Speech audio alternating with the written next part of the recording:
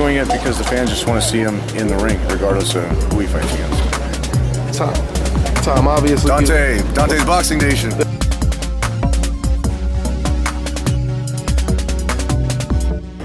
Hey Canelo, if the WBC asks you to either fight Golovkin next or give up the belt, what do you do?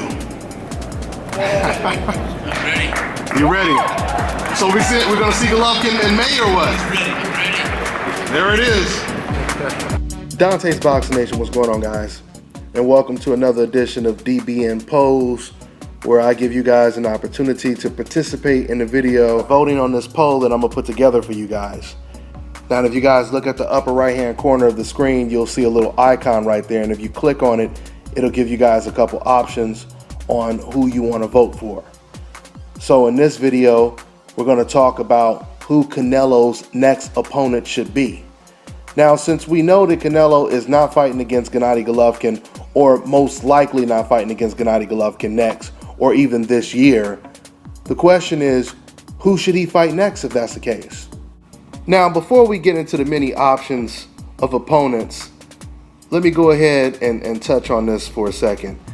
Now, recently, since Canelo Alvarez, he surrendered his belt and he gave it to Gennady Golovkin, there have been quite a few people that came out and supported Canelo's decision to vacate and not fight against Gennady Golovkin. Now, some fans are actually shocked that you have boxers or trainers that have did interviews and they've said, you know what, I commend Canelo for giving up his belt and not fighting against Gennady Golovkin. Trainers like Robert Garcia. But that's not a surprise. That's not a shock at all, because I made a video about a week ago.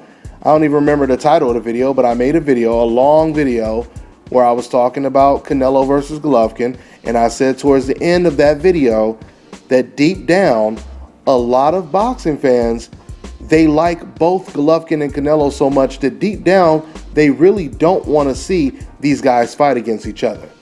And when you start to hear people come out and say, hey, I commend Canelo, etc., that ain't nothing but confirmation for me. The whole truth. Don't get me wrong. There are a lot of boxing fans that want to see that fight, but deep down, there are a lot of fans that hope that they never fight against each other. The bottom line is, regardless if you think your guy is going to win or lose, you as a boxing fan, you should still want to watch the best fight the best as a boxing fan, right?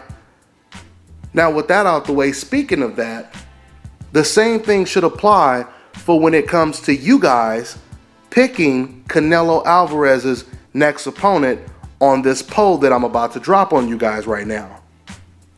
For you decafs that claim you don't like mismatches and etc., I'm going to give you guys an opportunity right now to pick Canelo Alvarez's next opponent. So let's go ahead and get into this poll. Now, we all know Canelo's last opponent was against a welterweight, and that was Amir Khan. He had Amir Khan come up to 155 pounds.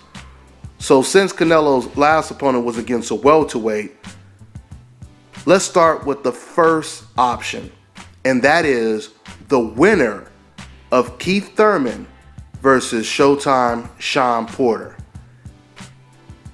I'm pretty sure both of those fighters, they would be willing to jump up to 155 with the quickness. Shawn Porter, he fought at 165 or around that weight as an amateur.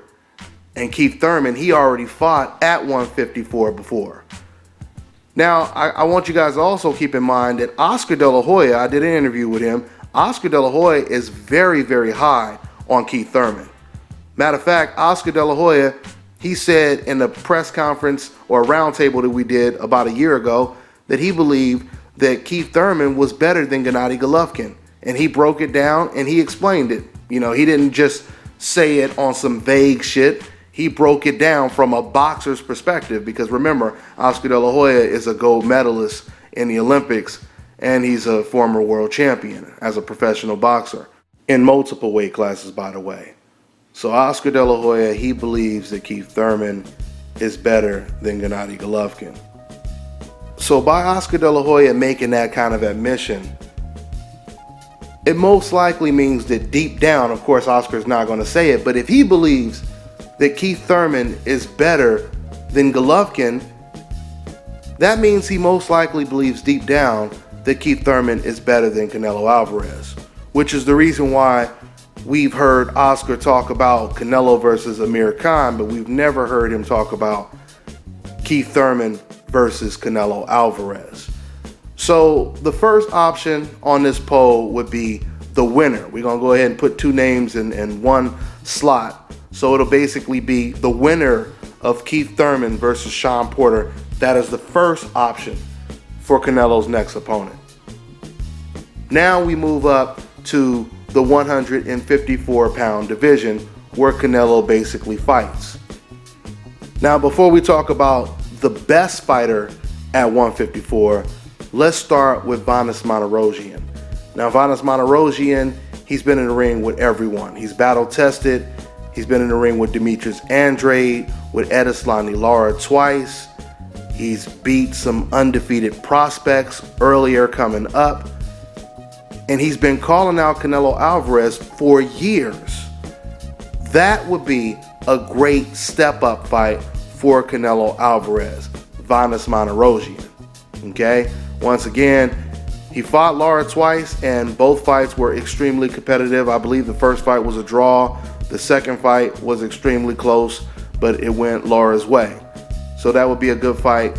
That is the second choice. Let's move into the third choice. The third choice would be Jermell Charlo. Jermell Charlo, he's one of the top two best fighters. I say top three best fighters at 154. He's undefeated and he's a champion. Matter of fact, since these guys are brothers, I think I'm gonna put them in the same column.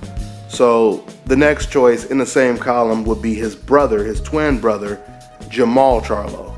I believe Jermall Charlo, he's the more complete fighter out of the two, and that would be a tremendous fight. Jermall Charlo versus Canelo Alvarez. Okay, let's move on to the next choice. And by the way, Jermall Charlo, he's an undefeated champion at 154 as well.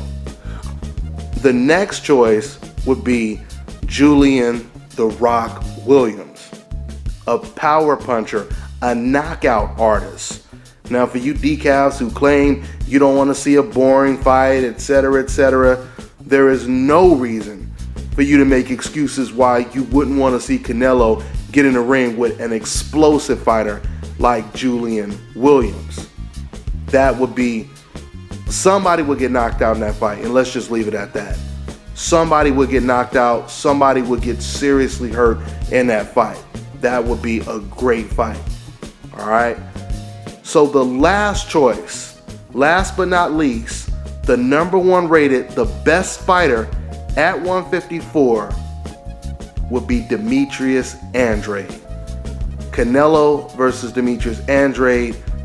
That fight makes all the sense in the world.